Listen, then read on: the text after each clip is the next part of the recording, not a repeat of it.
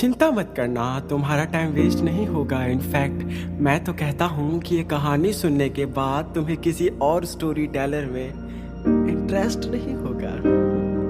सैकड़ों में ये चुनिंदा है, इसलिए दास्तां बड़ा ही उम्दा है अपनी पोइट्री शायरी से। अब मैं धीरे धीरे लड़कियों में छा रहा था। मुझे याद है अच्छे से, जब नैनीताल की उन पहाड़ियों पे मेरा स्कूल पिकनिक को जा रहा था।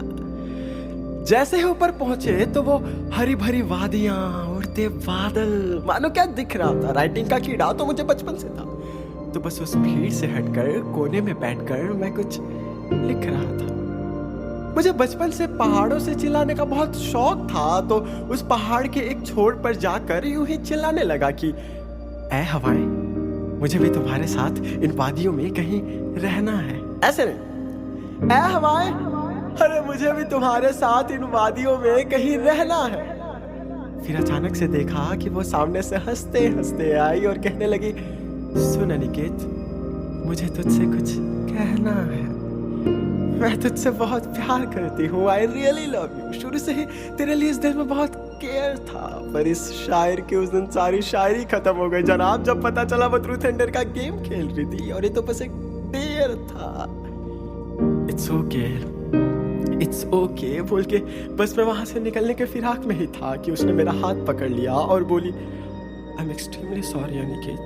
और पता नहीं मुझे क्या हुआ कि मेरे आंखों से आंसू का एक बूंद उसके हाथों पे जा टपका, जिसे अब वो शायद भाप चुकी थी। मेरे बार बार की झूठी स्माइल के पीछे कितना बड़ा दर्द था, बिना बताए उन सबको वो माप चुकी थी। जो चीजें समझ के परे थी, सडनली वो सब कुछ हो रहा था। फिर लिपटा लिया फट से उसने अपने गले से, क्योंकि हमेशा से हंसने हंसाने वाला लड़का आज उसके लिए रो रहा था।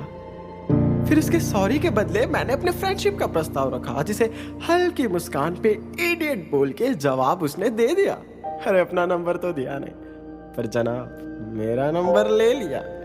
अब अगली शाम अचानक उसका कॉल आता है कि हेलो मिस्टर रोतड़ू, आज मेरा बर्थडे है, तो I hope as a birthday gift तो तूने मुझे माफ ही कर दिया होगा। और इत्तेफाक कि उसके अगले दिन मेरा बर्थडे था, तो कुल मिला के तय हुआ कि कल स्कूल के बाद हम दोनों एक दूसरे को अपनी अपनी बर्थडे की ट्रीट देंगे।